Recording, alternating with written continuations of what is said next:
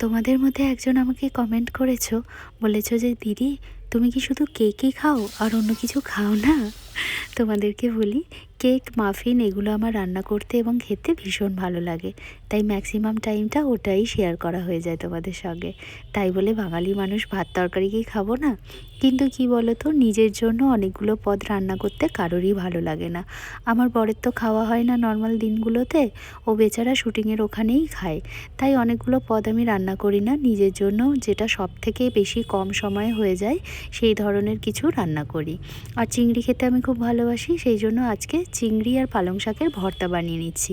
এটা না খুব কম সময়ে হয়ে যায়, 10 থেকে 15 মিনিট টাইম লাগে, কিন্তু এত টেস্টি, শুধু এটা দিয়েই ভাত খাওয়া হয়ে যায়। এটার সঙ্গে আলাদা করে অন্য আর কোনো কিছুই লাগে না। তো এই যে দেখো রেডি হয়ে গেছে আমার পালং শাক আর চিংড়ির ভর্তা।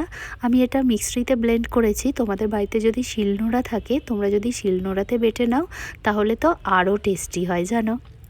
যাই হোক, তোমরা বানিয়ে খেয়ে আমাকে রিভিউ দিও কিন্তু, বলো কেমন লেগেছে। তো তারপর আমি খেয়ে দিয়ে চলে এলাম স্টুডিওতে। এই যে আজকে আমার এই ম্যাম এসছেন ইংল্যান্ড থেকে, উনি ইংল্যান্ডে থাকেন। এসে আমাদের আয়ুর্বেদিক সার্ভিসগুলো নিয়ে উনি ভীষণ খুশি হয়েছেন এবং অনেক আশীর্বাদ করেছেন আমাকে। আমার মন প্রাণ ভরে গেছে। তো যাই হোক, আজকে সারাদিনের ব্লগটা এইটুকু। আবার তোমাদের সঙ্গে অনেক গল্প হবে।